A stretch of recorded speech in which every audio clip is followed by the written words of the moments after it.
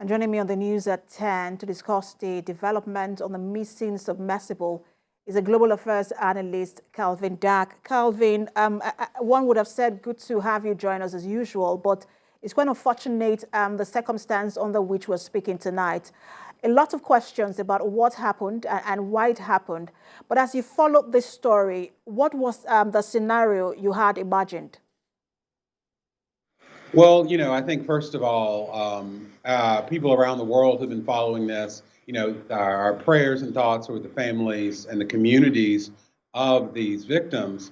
And I think that there are several reasons why this seemed to captivate the attention here in the U.S., but around the world. I think one is that it was, involved human lives. And, people try to imagine the situation, and it was just horrific image.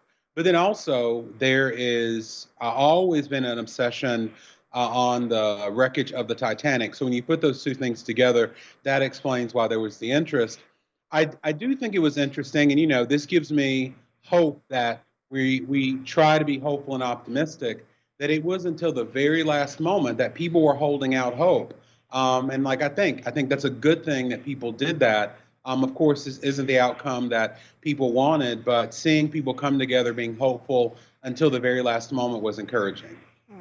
And as this story unfolded, we were learning about things that could have been done, but were not done. We understand that as we begin to take, on the hard questions now, we understand that there were warnings about the safety of these particular vessels.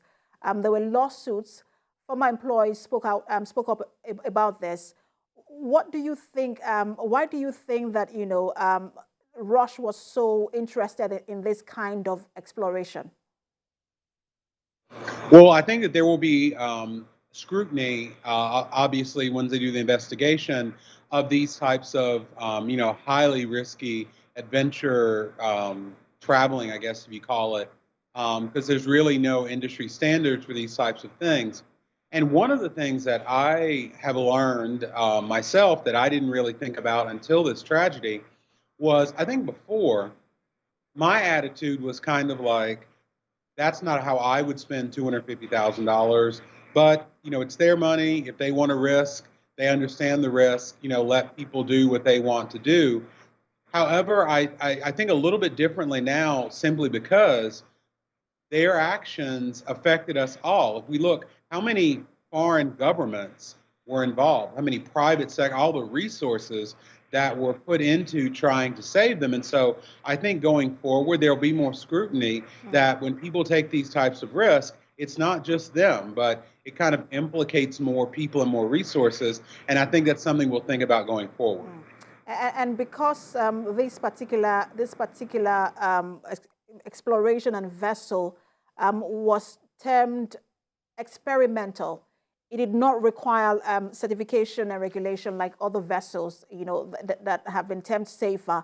But what does this say about regulation and certification generally for this kind of exploration and vessels? As we understand that, look, now there is a rush to adopt technology without necessary certification.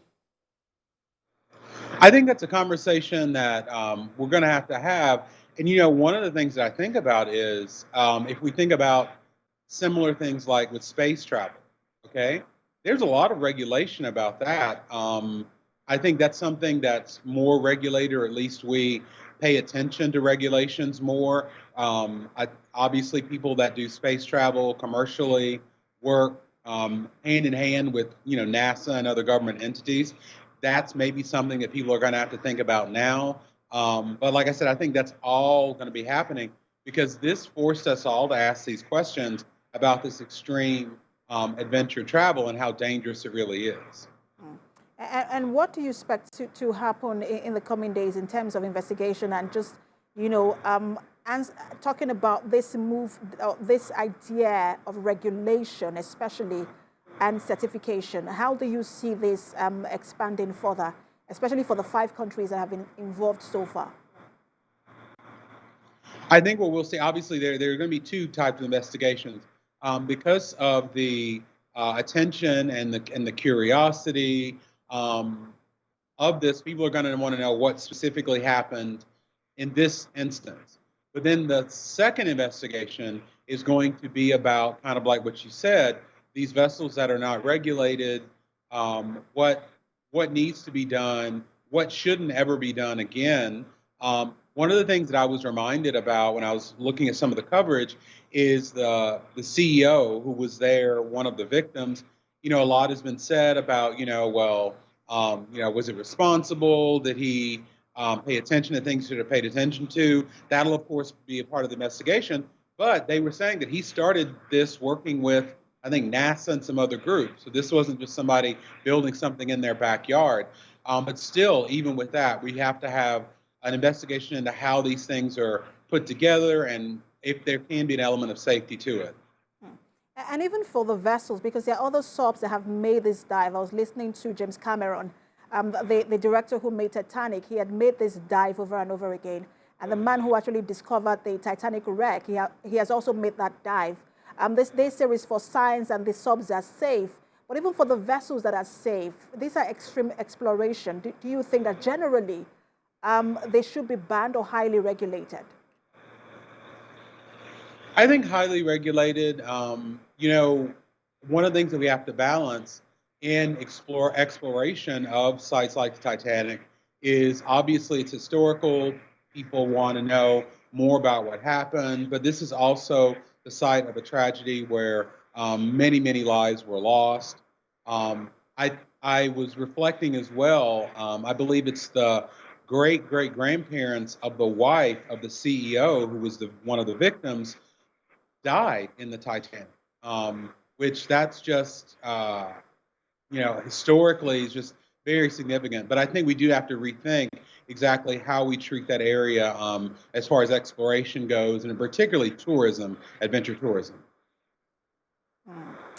I was listening to someone tonight who said, look, this reminds us of exactly what happened to the Titanic, even though the lives lost on that was on a larger scale. It's quite a sad day, as it were. Thank you so much for talking to us. I'm Global Affairs Analyst Calvin Dow. Thank you.